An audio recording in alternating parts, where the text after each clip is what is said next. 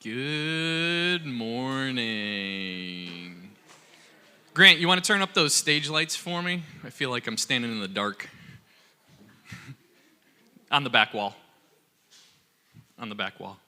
The one that says, I think, stage? We're learning. Hey, there we go. Thank you. Good morning, everyone. As some of you know, I was in Florida this week. Brittany, my wife, her grandfather passed away, and so we went down there for the funeral, which was yesterday, and I flew in last night and got in at midnight. Got to my house at 1:30, and I walked in, and I was greeted by my dogs, and I miss my dogs. I love my dogs. They come greet. They're old, so I had to wake them up and let them know that I'm there, and so then I walk upstairs, and I hear the little guinea pigs. They're wee wee wee wee at me, and then Eleanor also has a betta fish, and so I looked in there, and I walked in Desmond's room. He's got a bearded dragon, and his bearded dragon passed away, and I got to tell him that. And so last night, as I get in and I'm ready to just kind of fall asleep, and you'll find out that I didn't really get a chance to get to my notes and get ready for preaching and stuff. And so, man, it has just been a week. But I am not going to let the enemy get in the way. I know that God has given me something to share today, and so I'm really excited about sharing it. Maybe eventually we'll get to the notes. I'm supposed to kick off a new series, but I feel like I've just got to share what happened, because as I was on the airplane, I knew getting on that my game plan is throughout the week, normally what I would do is I would ask, so Brittany's grandpa, we refer to him as Pawpaw. Normally, Pawpaw gives me a word. Every time I've preached live to you guys, he's given me a word. So this is the first time that I'm preaching without his word. So instead, I asked for the family, and I said, family, kids, I'm asking 2-year-olds, what does this mean to you? And so we'll eventually maybe get to that portion of it. But I basically said to myself, what I'm going to do is I have 2 flights home yesterday, and on those flights is when I'm going to organize my thoughts and get everything prepared for what I'm going to share today. And so I've got a bunch of notes, and I hope that I'll get to it. But I said that on that first flight that I would organize my thoughts, and whatever happened on that flight was going to be, what I was going to preach about. And so I was really excited, because the night before I got an email that said that I got bumped up to first class. And so for some of you, I worked for Geico for 16 years. I traveled around, and so I've got a bunch of points, and so I get upgraded on flights. In fact, the flight, it was about this time last year that I came up here to do my interview to potentially be your pastor. It worked out, if you couldn't tell. So Brittany and I got upgraded to first class, and that was the first time that Brittany and I ever flew together. It was really exciting. It was fun to be able to do that. And so I got bumped up to first class, and I was really excited, because I'm like, now I got room to have my laptop and my Bible out. So now I can really dig into this and make sure that I'm ready to bring the word. And I sat down, and people are coming by, and I'm like, oh, there's nobody sitting in the seat. Every other seat is filled, and so I'm like, cool, maybe I'm going to have a seat to myself. And then this young man comes up, and he sits down, and he's got a book that says, the title of it is The Powerful Names of Jesus. And I can't help myself. I go, hey man, that's an awesome book. It's really cool. And he goes, oh, thanks. He goes, you know about this? And I said, yeah, actually, I'm a pastor, and I'm actually going to be writing my sermon that I'm going to be sharing tomorrow while we're sitting here, if that's cool. And he's like, oh, that's so cool. And so, we're listening. I'm really into Egyptology stuff, and so I'm listening to a podcast about that. And we're sitting there, I'm listening to the podcast. We finally get up to cruising altitude just so I can get my laptop out. And so I'm like, okay, cool. So I get my laptop out, I open it up, and I feel a tap on my shoulder. And he says, hey, I've never had a chance to sit next to a pastor and talk to him. Can I just sit and talk to you for this flight? And so I closed my laptop, I took my earbuds out, and I'm going to let him preach. Because I'm just going to share with you the conversation that we had. This young man, 21 years old, I'm wearing my Jefferson basketball shirt, because I coach at the high school. And he's like, hey man, I was just in Florida. I actually live in Charlotte, because that's where we were flying to. I live in Charlotte, but I actually flew down here to help my cousins with a basketball camp. And so I was like, this is cool. Like, we'll connect here. And he says, I've been a Christian for a year and a half. or just a little over a year. It was May 5th of last year was his date. And he shared with me, he's like, I'm just struggling. Wednesday, my girlfriend broke up with me. And I knew I shouldn't have even been in that relationship. And I knew it from the Lord, but I'm struggling because of things of my past and stuff. And he said, can I ask you some really tough questions? And I said, sure. I've never been asked these tough questions. I'll do it. And so I'm just going to share with you the conversation that we had, little bits and pieces, and then maybe we'll jump into the notes. But the first question that he asked me he goes, how do you pray? And I was like, ooh, that's a good question. So he goes, I know you're further along than me because you're a pastor. How long you been a pastor? And I go, 11 months, so I'm not really that deep into it. And he goes, oh, cool. And we sat and we shared life, and he talks a little louder so people on the plane heard it, and I think that was important. But he says, how do you pray? And so I said, well, what I did is I started so I shared with him my story of working for Geico, and then I get laid off, and just kind of seeking what it was that God had for my life. And so I said, okay, here's what I did is some of the things that I had to do is every time that I opened my phone to get on social media, I had some type of reminder that said pray. And so then I started doing that. And then in my meetings that I had while I was working for Progressive at the time, after every meeting, I would put a little reminder to pray after the meeting.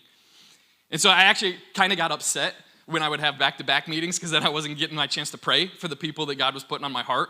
And that was a whole weird thing. And so I shared with them, I just started doing that, and to the point where God just became a part of everything that I did. And so it was, hey, if I'm sitting down to have a meal, I'm going to thank God for the meal. I'm going to thank God for the people that prepared it, and I just want to keep him in that. And when I told him, I said, hey, just so you know, while we're talking, I'm actually praying, and I'm talking with God while I'm talking with you. And he was like, whoa, that blew my mind. And I was like, yeah, you can do it. So I talked to him as an athlete, because he and I connected in that way. And I said, you got to train your body. 1 Corinthians 9, I told him I got it tattooed on my back. And it's a scripture that talks about running in a race, that you don't just run to run, you got to run to win. You got to beat your body into submission, is what Paul talks about in 1 Corinthians. And so I'm sharing this with him, and I'm saying it's tough. And it took me a long time to finally get there, but it was important for me to continue to pray and find those opportunities and find what it was that I needed to pray for. And I said I challenged myself every time, is that maybe this time that I prayed, I was thankful. And I just thank God for everything. And then maybe the next time it was, family. I love my family. I'm going to pray for my family. And I'm just going to lean into that. And whatever that was, and just kind of continually engaging with God and having that relationship with him. And I said, and how do you end your day?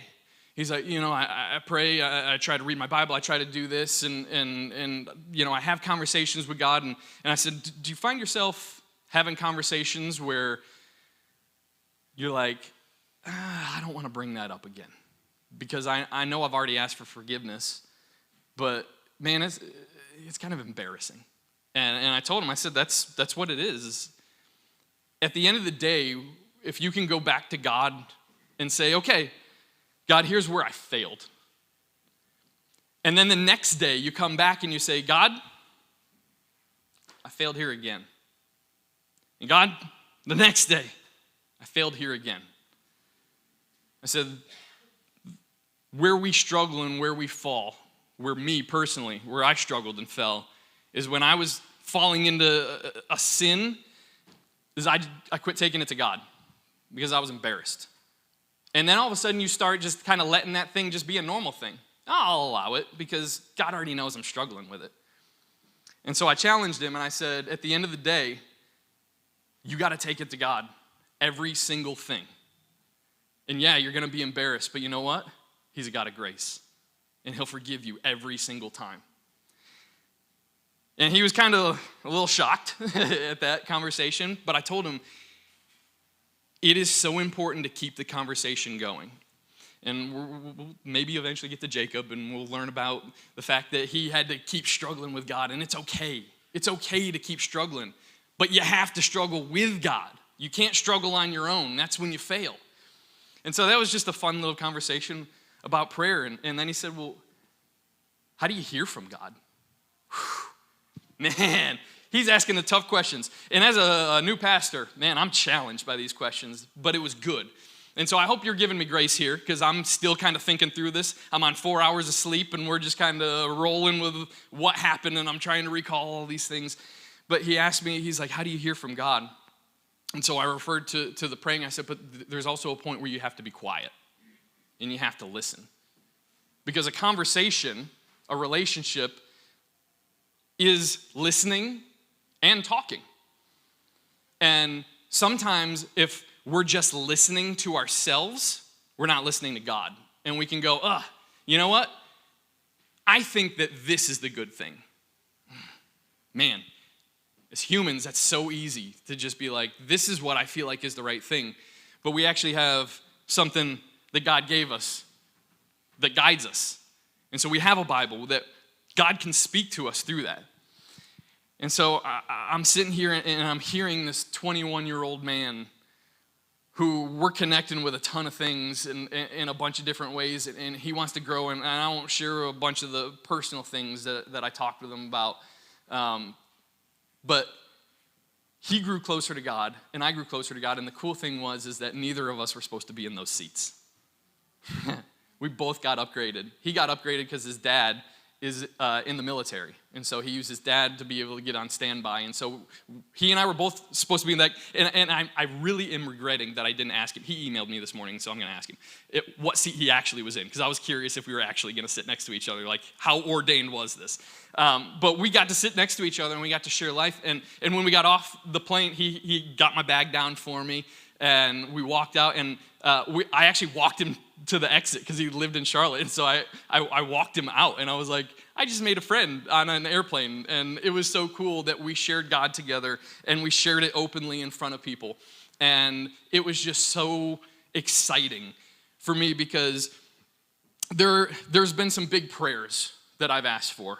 The first one is to be a pastor, so we got that one. Basketball coach, okay, we got that one.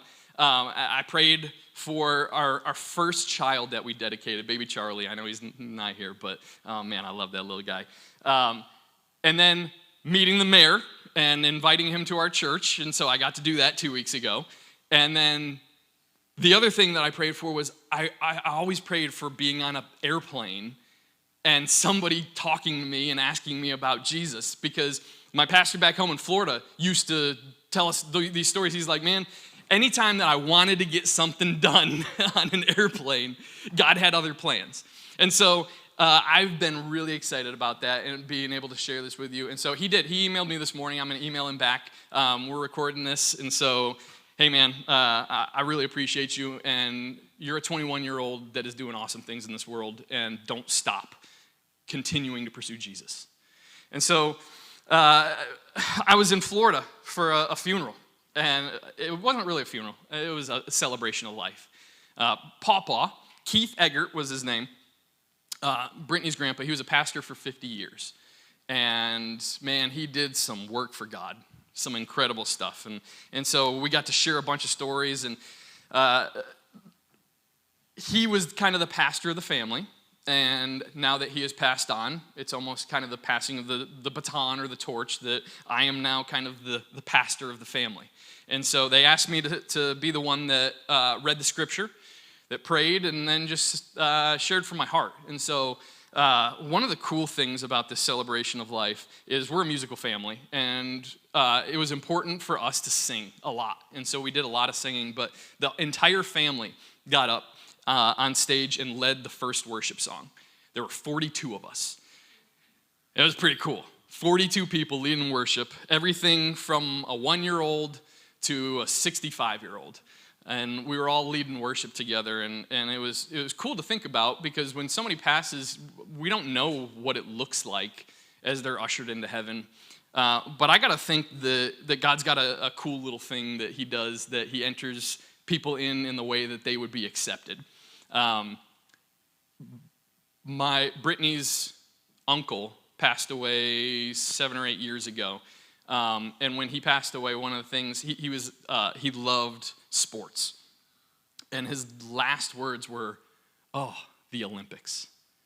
And so it was just interesting to think about what Papa may be ushered in, because he's a music director, and so we're thinking of all these like choir things and songs and things that could be going on. And so it was just beautiful to see the family do that. And so then I got to share his favorite Bible verse, got to pray over him, and then I got to share a story. And so I want to share two of the stories real quick with you. The first is his daughter, Denise.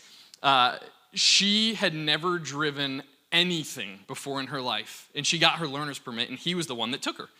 And so the story goes is he just hands her the keys and says, "Hey, go ahead." And so they're driving, and so they're almost home. She's been doing great, and he's like, "Yellow, yellow, red, red, stop!"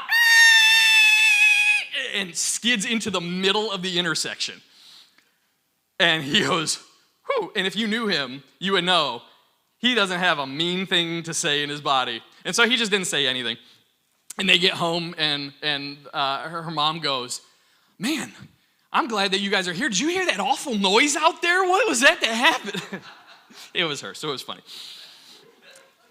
And then I got to share my final FaceTime with Papa. So Papa was Desmond and Eleanor, my children. He was their piano teacher. And so he taught them piano. And so Desmond got to play him a piano song over FaceTime. And so Papa was like, he gets done, and he's just such an encourager. "Man, Desmond, that was beautiful." And then he looks over at me, and he goes, "You should have tuned the piano." Because he was also a piano teacher, so he hears it, and I'm like, "Yeah, sorry, I should have done that."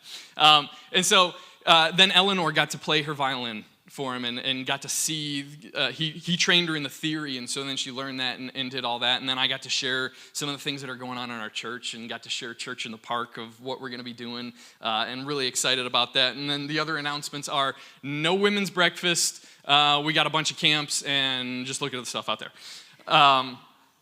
And so the moment that we get to spend at the end with somebody is so important. And this is the third funeral that I've been to this year. And this is the first one that I wasn't in charge. And so I had a different perspective now that I've been in a different role. And I realized how important it is that as somebody is ushered into eternity, how important it is for the family to be there to know that if they are going to heaven, how much of a celebration it needs to be, and how important it is. And so it was just put on my heart, and so I just want to share with you guys that I hope everybody my age and younger than me, I never have to do your funeral. I really do. I pray that so hard.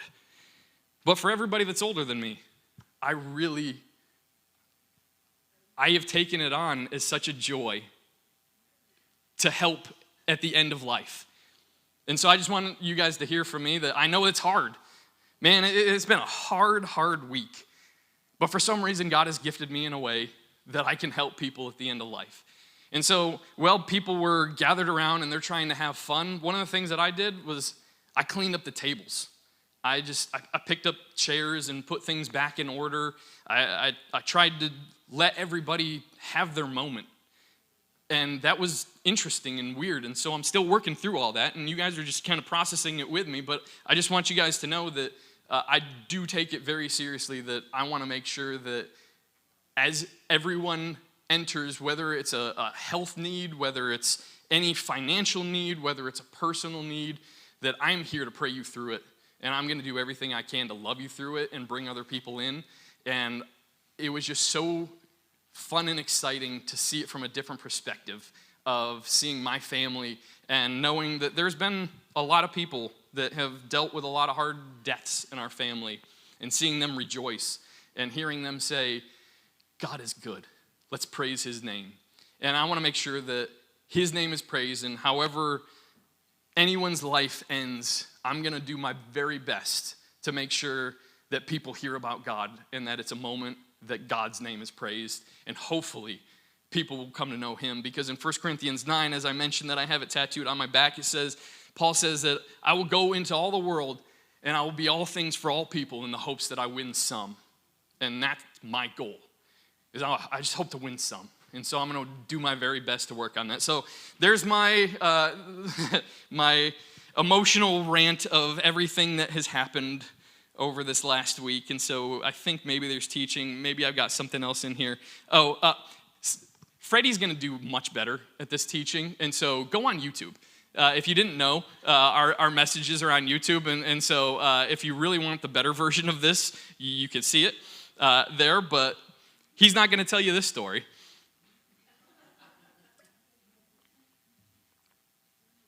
And so we had people that came from Australia to this end-of-life service, his family. And one of the things that Papa was known for is when he would preach, or when he would pray, it was basically like a 3-point sermon in his prayer.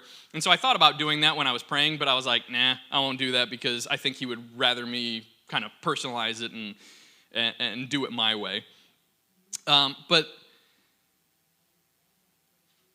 there is one other thing that I wanted to share with you.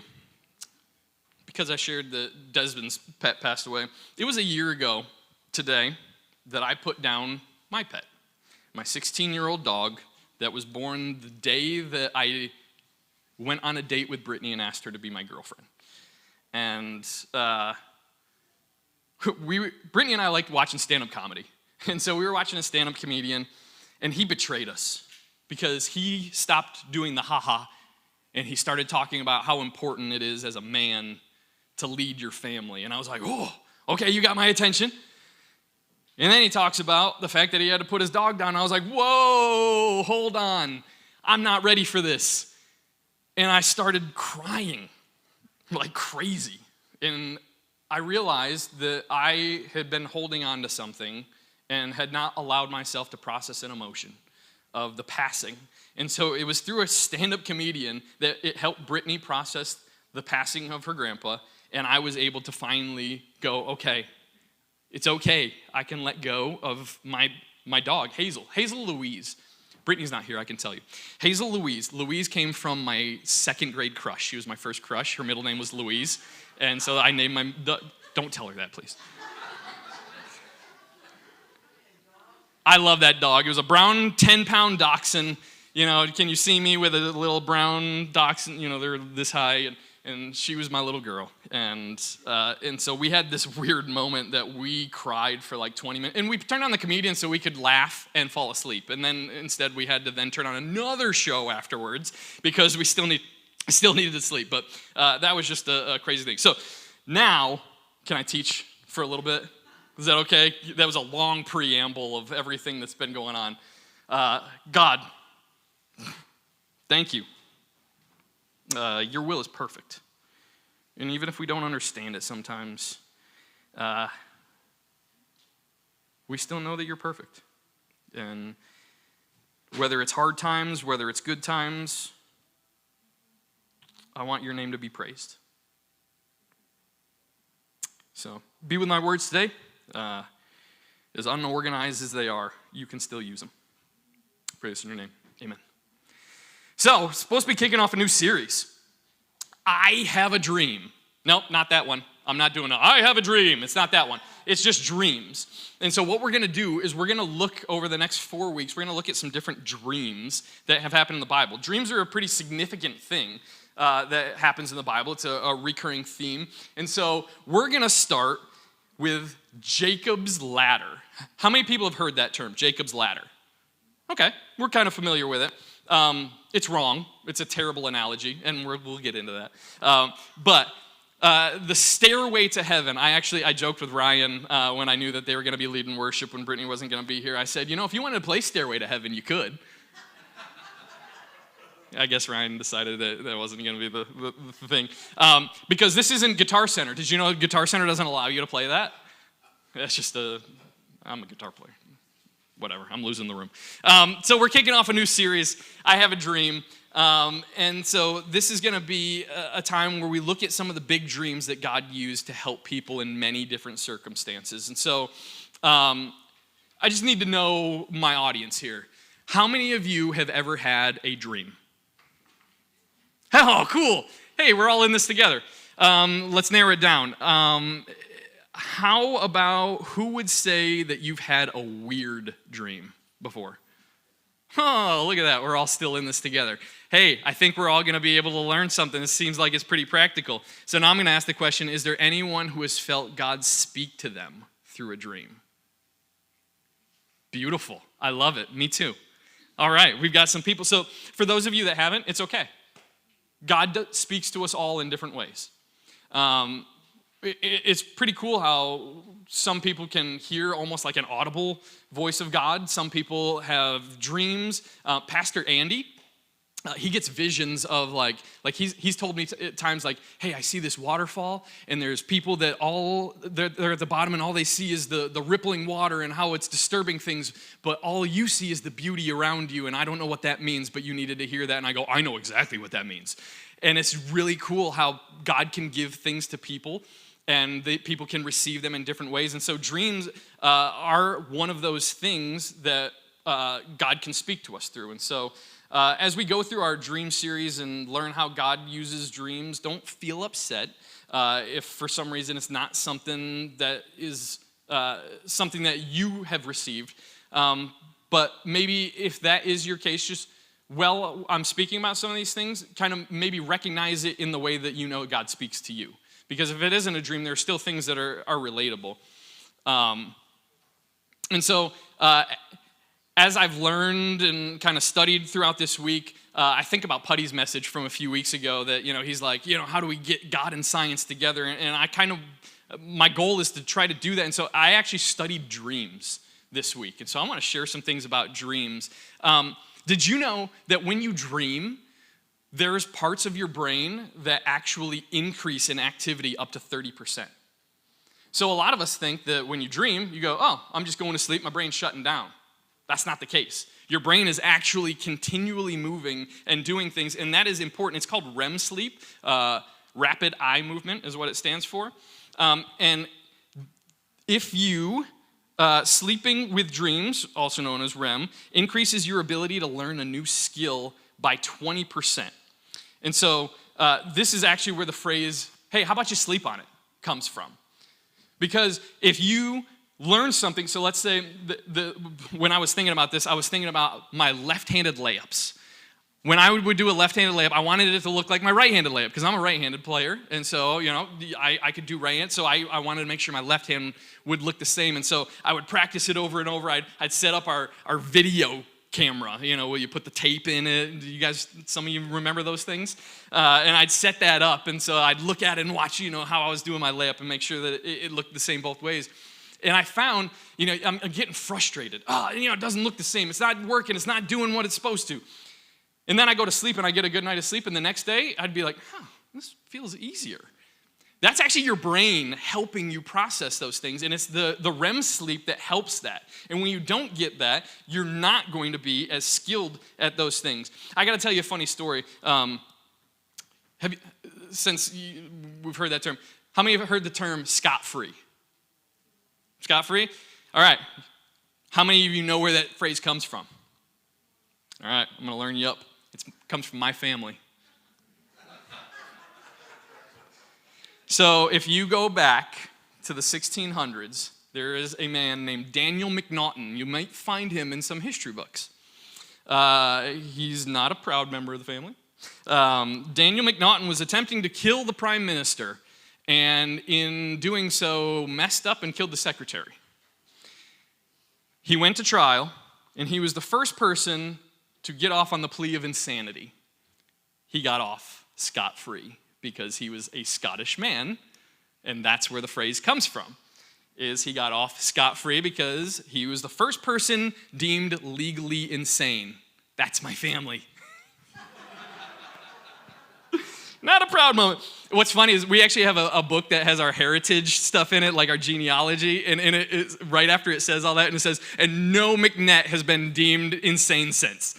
It's like, hey, everybody's got a bad apple, We can all admit that. And so that's where that comes from. That is a complete sidebar. That is free. There is no reason for me to even have said that. When you sleep on it, it helps your brain process things. Have you ever had like an intense situation that was like on your mind, and maybe it was hard to fall asleep, but then when you finally did fall asleep, you were like, oh, in the morning you wake up and maybe, it's not as bad. That REM sleep is helping your brain process those things, helping you work through those things. And your brain actually puts your body in paralysis during that. That was a cool thing that I learned. And the reason is because your brain basically says, hey, I'm going to do a lot of weird things up here. We're going to process things in the far outer regions, and you might actually hurt yourself. So we're going to paralyze you. But the crazy thing is that there are actually people that don't have that built into them. And in their sleep, they can actually harm themselves. Another comedian, it's a theme of our life. There's a comedian that Brittany and I like to listen to. His name's Mike Birbiglia. And he has a sleep disorder where he actually tried to throw himself, he actually did throw himself out of a window in his sleep, 2-story window. He survived. But now he has to sleep, his wife has to put mittens on him and zip him up in a sleeping bag where only his head is popping out so that way he stays safe. That's a real thing that people go through, like your body doesn't stop. So we have things built into our body that help us to make sure that that doesn't happen. And that what it is that's the paralysis, and it's because your brain wants to help process these things in the far most outer regions of your thoughts. And then sometimes we wake up during those and we go, whoa, that was weird.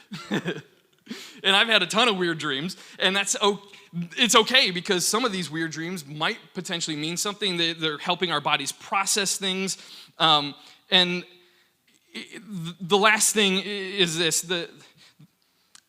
I do a lot of like investigatory work and trying to figure things out. And one of the things that they've figured out even with sleep patterns is night and day.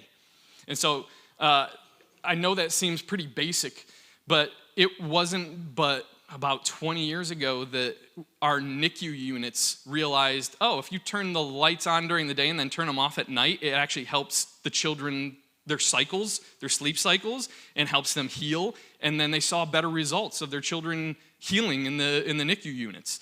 And we've learned these things, and so I'm going to take 1 second to go on one more rant. I challenge myself in thoughts of what it is that God would have for me. And so as I was sharing with this guy on the plane, he was asking me, how do you study the Bible? And so I said, well, I preach, so a lot of times it's just I'm grabbing the scripture that is going there and I'll read the chapter.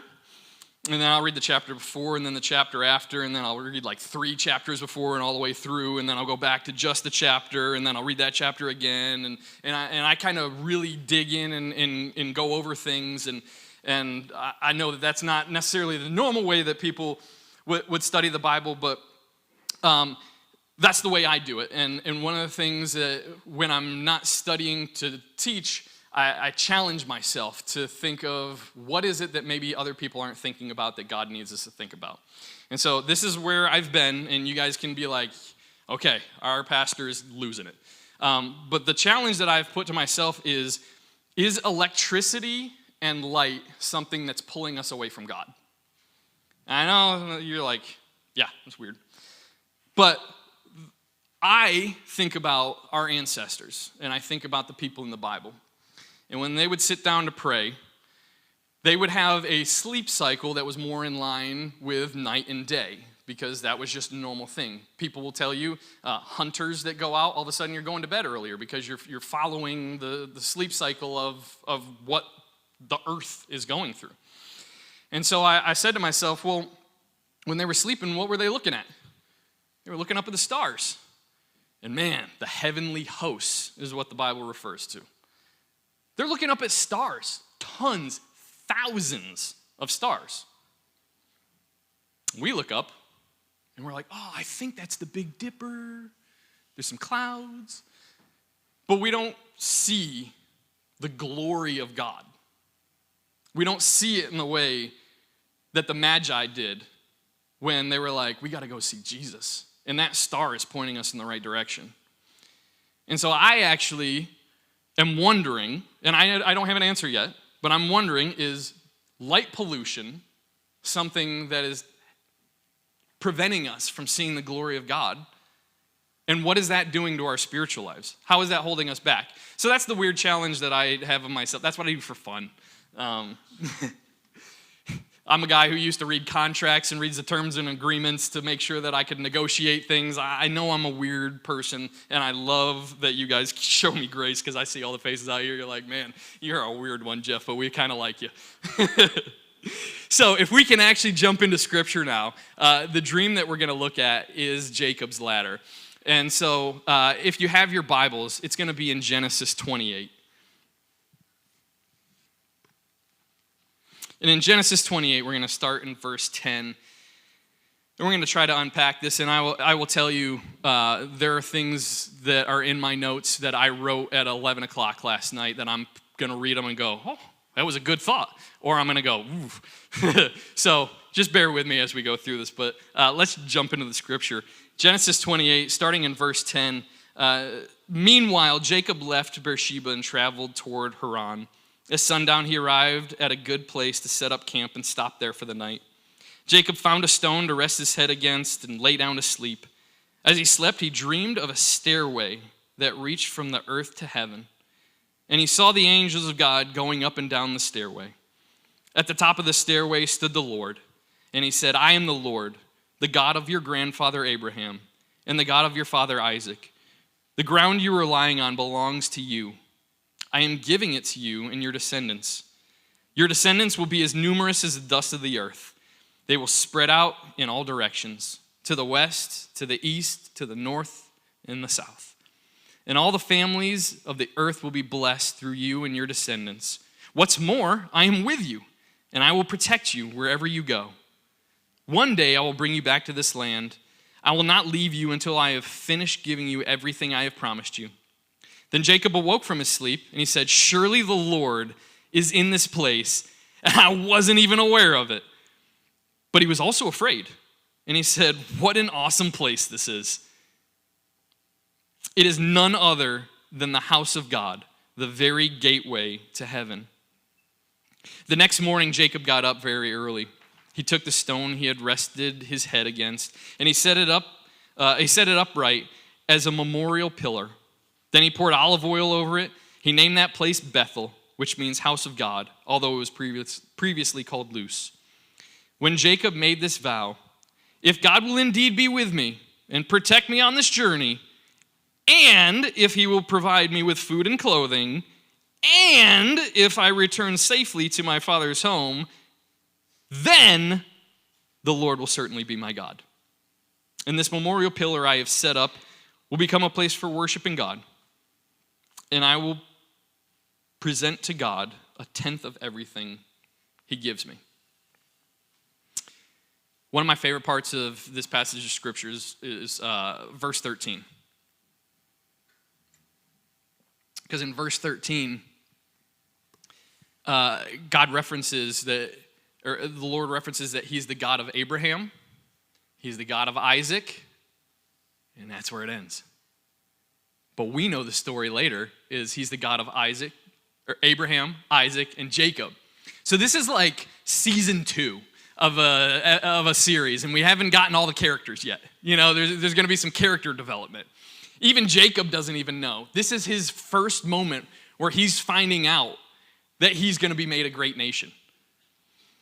And so to give you some context of what's going on before this is Jacob and Esau are twin brothers, and Esau is the older one. He should have every right to the birthright and everything that happens, and instead, God even says that the younger brother's going to take it. And so Esau, he's hungry one day. He's out hunting. He comes back. He's hungry. His brother's got a stew ready and made, and he's like, give me some of that. And he's like, no, you can have some, but if you got to give me your birthright. And he says, what's a birthright going to do if I die? I need this soup. Give me this stew. And so he does, and so he gives him that. And so now Jacob has kind of swindled this from his brother. And then his father wants to give Esau a blessing. And Jacob and his mom actually get conniving, and they know that Esau's a hairy dude, so they actually go and kill a baby goat, so that way they can cover his skin to make it seem like it's Esau, who's supposed to be getting the blessing, and Jacob steals the blessing from his brother. And then when Esau comes back, he's like, no, give me the blessing. And his father goes, I already gave it. And Esau is just kind of left there. And so maybe we'll talk about Esau one day, but we're talking about Jacob today. And Jacob now has been conniving in his schemes, and he has run away from his brother, and he's scared. And that's where we are in this story. And I think some of us, at least for me, I had a picture of this story of Jacob kind of being on his own. Maybe hiding in a cave, and he finds this big old rock, and he lays his head on it.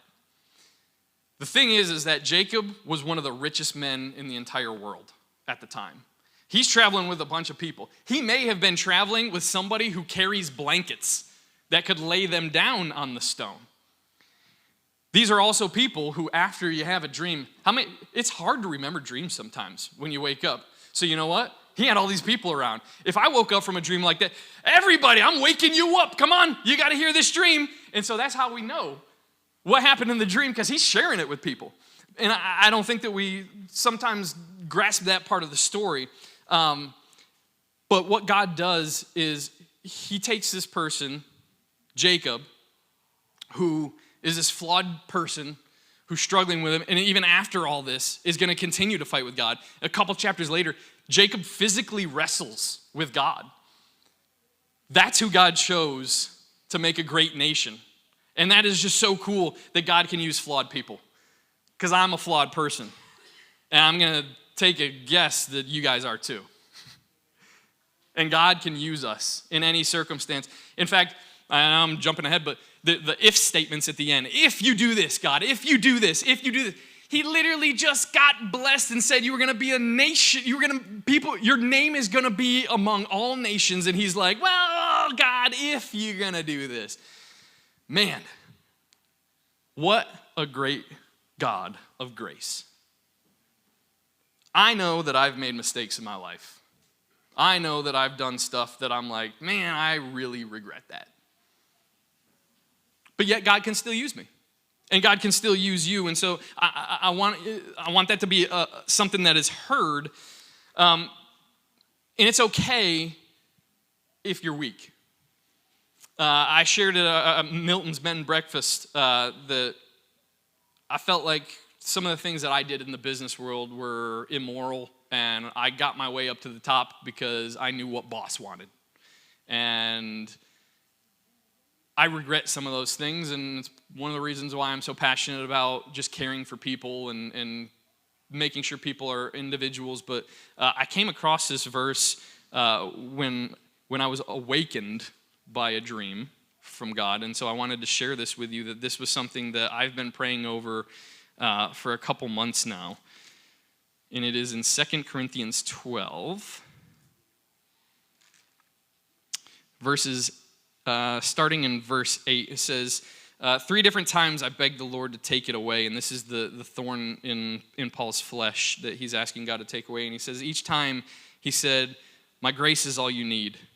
My power works best in weakness. So now I'm glad to boast about my weakness so that the power of Christ can work through me. That's why I take pleasure in my weakness and in the insults, hardship, persecution, and troubles that I suffer for Christ.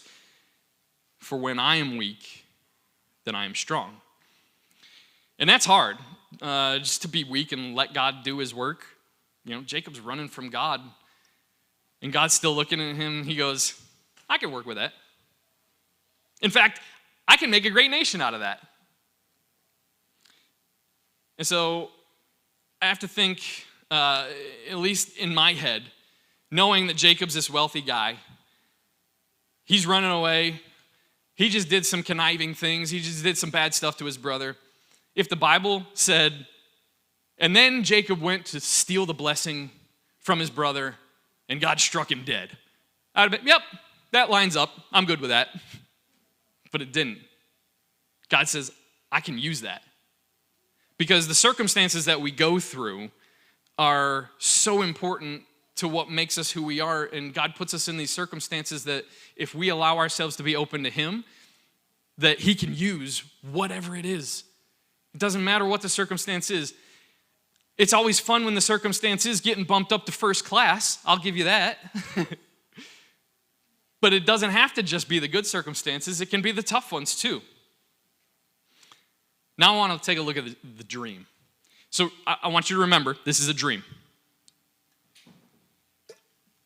This is not actually talking with God, and we know this because he talks about seeing God at the top of the ladder. The Lord is up there, and we know from studying Moses a few weeks ago, actually months ago now, sorry, time frame, that when you look upon the face of God, it changes you. It changes the look, and so you can't actually look, and so that when he says that he actually looks at it, it's something that we know it's a dream. And so as we study dreams, all these pieces of information that I told you, they thought of dreams in a different way back then. And so I'm trying to find that out and figure that out through this series as I study and learn. But I want to change another perspective again. And this perspective is on what this dream looked like. So as I was asking my family when you think of Jacob's ladder, and I said it that way, what does it look like? And so I've got a missionary from Australia who just jumps in. He's like, well, actually, I was like, hey, hold on. I want to hear from the kids. I want to hear what they think. And so, they're like, oh, it's kind of like Grammy's staircase. And I'm like, you mean the one where two people have to like turn sideways to squeeze through? Because this says that angels are going up and down. So I want you to think of this for a moment, that this is not just like a escalator going up to heaven. This is a big staircase. Angels are coming up and down. There's a multitude of heavenly hosts. And I could get in a whole talk about angels, but I'm not going to. But they're going up and down. And then the Lord is at the top. How big is God if you can see him all the way up in the heavens? This is a dream. Think of your dreams. Think of the kind of the craziness, where they can go, where they can get wild, where they can get a little extreme. I don't think that when we think about this story that we actually think about that as much. And then in John 1, 50 and 51, I know they're up there. I won't read them, but I just want to say that this is when Jesus tells Nathanael that he found him under a fig tree. And Nathanael has this crazy reaction and immediately knows that Jesus knows him. And I'm assuming that's probably where Nathanael gave his life to God and asked him to forgive him of his sins, under that fig tree. And then Jesus goes, hey, you think that was cool? Wait until you see what I'm going to reveal to you. And he says, I'm going to reveal to you the same thing that I did to Jacob. And I wish we could hear the story of what happened after that, of what Nathanael saw, whether it was a dream, whether it was an actual vision, whether he actually saw it. But we get distracted because the next chapter is when Jesus turns water into wine, and everybody just kind of falls into that one. And we're like, oh, that's cool. I like that story. But when he wakes up in the dream, he remembers it so well because of all the people that were around. And so why did Jacob have this dream?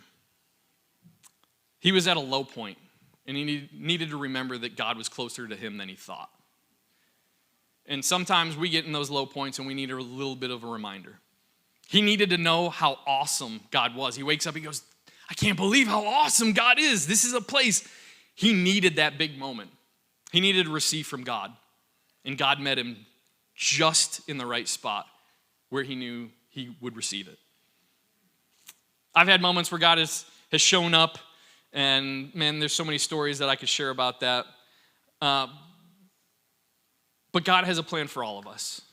And I can testify that listening to God, to be in his will and leaning into that, has actually made my life easier and made my life more enjoyable. So the other thing we can learn about God is that his will is perfect. Even if we don't understand it, sometimes those things are good on their own. We love when God's will is great. But I knew when I saw that book in that guy's hand that my sermon wasn't going to be written by me. I knew ahead of time because I continue to pray for God to reveal himself to me and how I can be used. And I just want to see his name be praised. And if it means that I got to come up here and kind of struggle through some notes and figure out what's going on up here, I figured that you guys would appreciate knowing that I took a moment to care for somebody, and he was more important than writing something, because I know that you guys will show me grace. And that's what I love about our church family. And so one of the other things that I just, it's not something that I want to harp on, but it's in here, so I just want to say it, is I won't go into details, but the tenth that it talks about here at the end, that Jacob says that he'll give back, the word in Greek, when you study it, is actually a word that is a perpetual or a continual giving. It's not I'll give you my tenth now, I'll give you my tithe, I'll give you my first fruit, and then it's done. It's something that is a continual. And so what Jacob is saying is, I'm going to continue to bless you, God. Show me, reveal yourself to me, help me through this. And so I'm going to have the band come up here to finish up with a last worship song. But as a final thought, my encouragement to everyone is to keep on asking God how he can use you. Because when it comes to the end, we gather together to celebrate the life of a believer that has served the Lord well. It's not a moment where we point out flaws. It's a moment where we celebrate life. No one likes to go through tough moments, but that's where growth happens. God's trying to reveal himself to you. And he'll show you grace if you don't listen. And the best part is he's with you every step of the way, just like he was with Jacob. And that's what helped Jacob through. He said, I'm going to be with you through the journey. And I'm not going to go away until I call you back to this place. And he changed the name of the place. The Bible, when names change in the Bible, it's a big thing. When it changes for the good, usually it's because God revealed himself in a mighty way. And that's what he did. He changed it to Bethel, the house of God. There's other things that happen in Bethel that are in the Bible that maybe we'll study that one day. I don't know. But God's with you. Even when you mess up. Even when it's hard. Whether it's family that passes away, pet that passes away, hard conversations that you got to have, see people at a funeral that, man, you've had some hard stuff with, and maybe there's some conflict there. When you see them at a funeral, it feels different.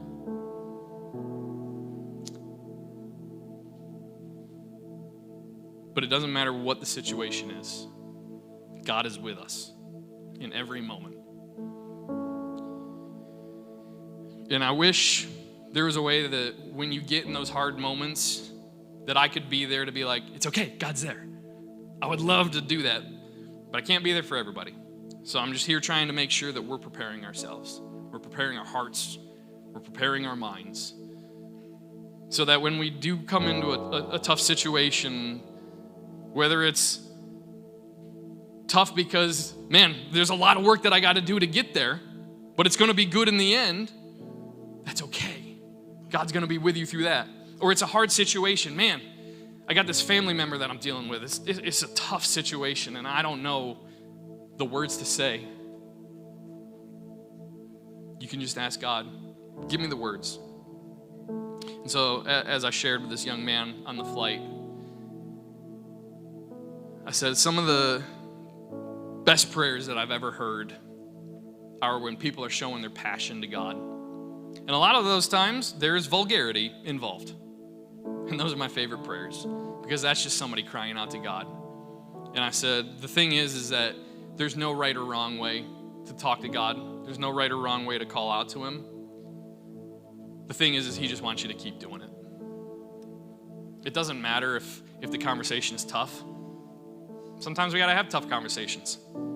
That's what helps us grow. That's what gets us deeper into a relationship. And so, just know God is with you. Through the good, through the bad. He wants to share life with you. Don't be afraid to talk to him. He loves you. He shows you grace. He will forgive you every time. Just don't stop having the conversation with him. So, when Jacob got all this news, his response was to worship. So I think that's what we need to do. So let's go into one last worship song that we have here. If you would stand to your feet if you can, let's worship the Lord.